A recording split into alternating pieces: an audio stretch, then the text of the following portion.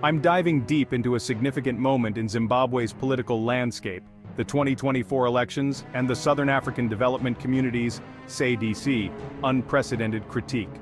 Hang on as we unpack this complex scenario. The stage was set similar to the 2018 elections with the same presidential contenders. Yet what unfolded was far from a mere rerun. Zimbabwe, a nation under economic strain and declining social services, witnessed the re-election of President Emmerson Mnangagwa, who secured 52.6% of the vote. His party, ZANU-PF, maintained its grip, winning a substantial majority in the National Assembly. But here's where it gets interesting.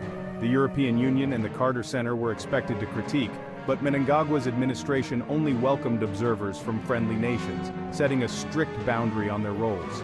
This move was aimed at stifling dissent and ensuring a smooth narrative that favored the incumbent government. However, the SADC observers broke the mold this time.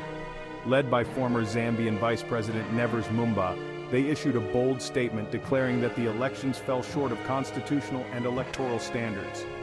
This critique was a rare break from SADC's usual diplomatic cautiousness and marked a significant moment of dissent within the regional bloc. Reacting swiftly, a spokesperson from the ruling party dismissed these criticisms as personal opinions that aimed to discredit Zimbabwe's electoral process, but the facts were laid bare for all to see. Following the elections, the after-effects were just as tumultuous. The real opposition was forced to rebrand itself due to political manipulations, and when they did achieve some parliamentary success, the state didn't hesitate to use force to maintain control.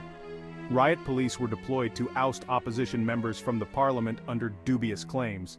This series of events sheds light on a broader issue. While Zimbabwe faces internal turmoil, its ramifications echo across borders, influencing regional stability and international economic relations. The reluctance of SADC leaders to address these glaring issues at their summit only underscores the challenge of leadership in confronting deep-rooted political crises. To sum up, the 2024 Zimbabwe elections and SADC's response highlight a critical juncture. Will this critique prompt a change, or will it be another missed opportunity in a long history of governance challenges in the region? Only time will tell. Thanks for joining me in this exploration. Stay tuned for more insights into the dynamics that shape our world.